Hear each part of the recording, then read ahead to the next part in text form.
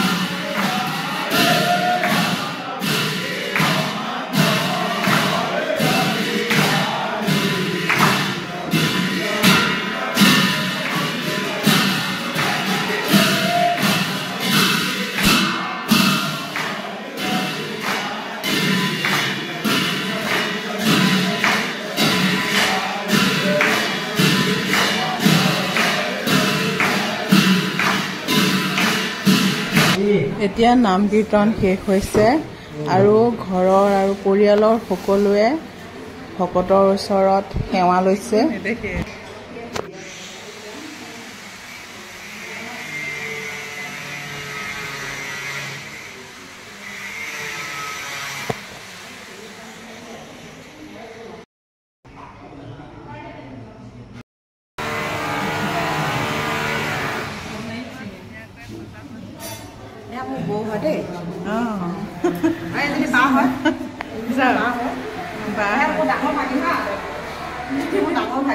সকলো লগ হৈছে একেলগে ন আজি।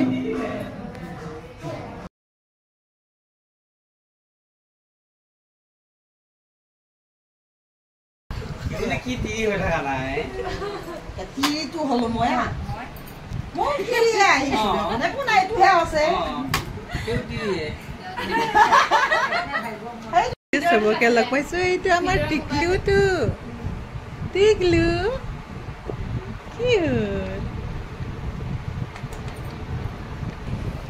কুন্তি কুন্তি কুন্তি কুন্তি কি হল?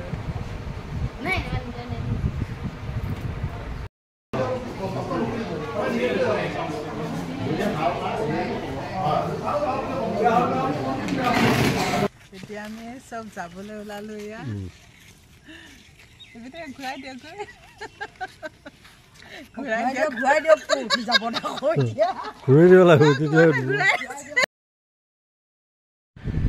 আজি ইয়াৰ পৰা যাবলৈ ওলালো।